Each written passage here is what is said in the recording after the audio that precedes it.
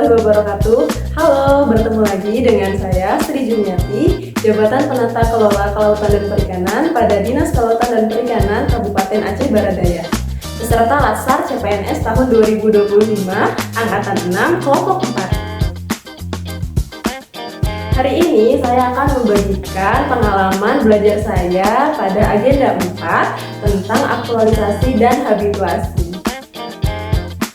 Tidak terasa ya teman-teman, ternyata kita sudah mencapai pada agenda keempat dari Latsar CPNS tahun 2025 ini.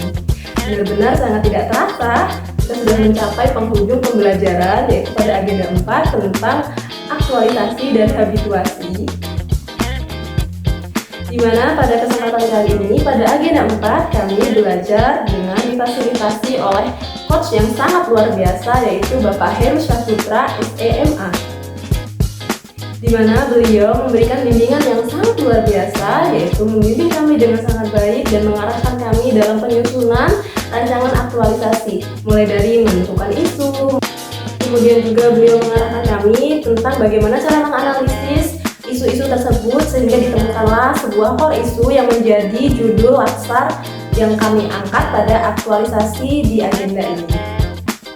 Kemudian beliau juga mengarahkan kami bagaimana cara menyusun rancangan aktualisasi yang baik dan benar serta membuat bahan tayang yang menarik dan layak untuk dipresentasikan pada seminar rancangan aktualisasi yang akan dilaksanakan pada tanggal 2 September tahun 2025. Pada agenda 4 ini kami membahas tentang aktualisasi dan habituasi, di mana aktualisasi sendiri adalah proses menginternalisasikan nilai-nilai berakhlak yang akan kita terapkan di dalam rancangan kegiatan yang akan kita lakukan nanti saat pada masa habituasi. Jadi materi-materi yang sudah kita peroleh pada pembelajaran di agenda 1, agenda 2, dan agenda 3 akan kita terapkan secara nyata pada kegiatan aktualisasi yang akan kita lakukan pada lingkungan kerja kita nantinya. Kegiatan aktualisasi ini bertujuan untuk memecahkan permasalahan-permasalahan yang terjadi pada lingkungan kerja kita nantinya, sekaligus sebagai sarana pembelajaran bagi ASN bagaimana cara untuk menjadi ASN yang profesional, berintegritas, serta berorientasi pada pelayanan publik tentunya. Dalam pembelajaran pada aktualisasi ini terdapat 4 tahapan atau 4 proses yang kami lalui, di mana tahapan yang pertama adalah menentukan isu-isu yang terjadi pada lingkungan kerja kita, di mana pada instansi saya sendiri, yaitu pada Dinas Kelautan dan Perikanan Kabupaten Aceh Barat Daya, saya menemukan adanya 5 isu yang sangat krusial yang terjadi pada bidang perikanan tangkap, terutama untuk sub bidang kenelayanan.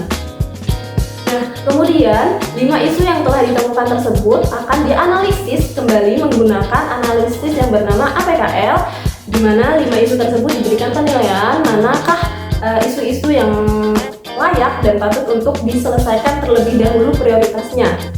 Nah, dari analisis APKL yang dilakukan pada 5 isu yang terjadi ini, diperolehlah 3 isu yang ternyata paling layak untuk segera diselesaikan. Kemudian, 3 isu tersebut dianalisis kembali menggunakan metode USG.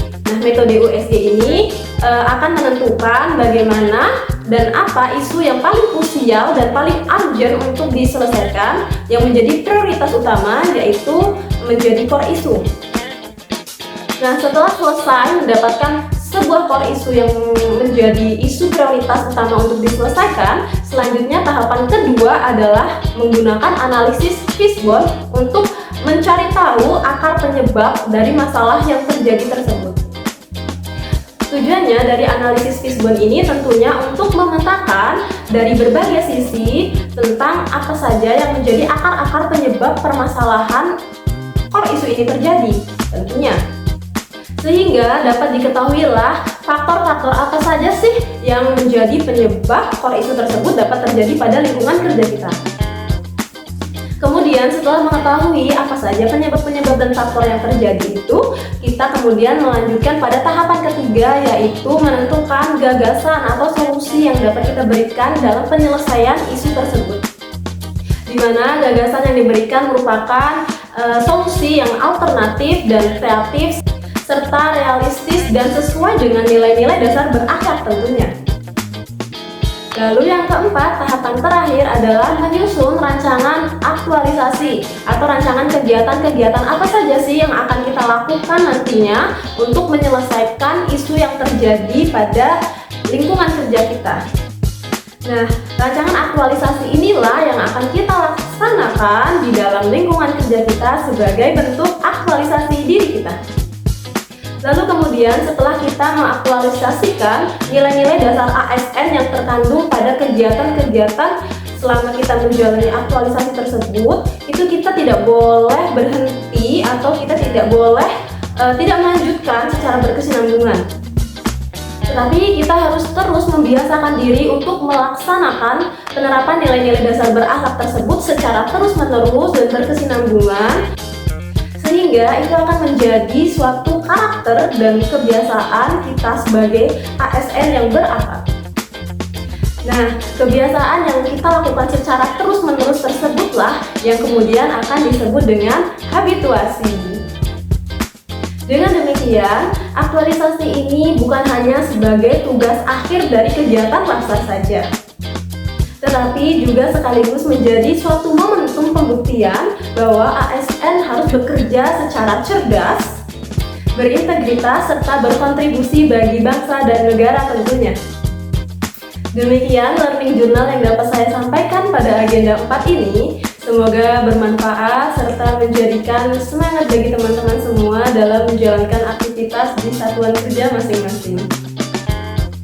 Agenda 4 usai tiba di penghujung hari. Ilmu terserap, hati pun berseri. Rancangan aktualisasi siap kami jalani. Semoga rancangan ini dapat terrealisasi. Terima kasih. Wassalamualaikum warahmatullahi wabarakatuh. Sampai berjumpa lagi. Salam sehat selalu.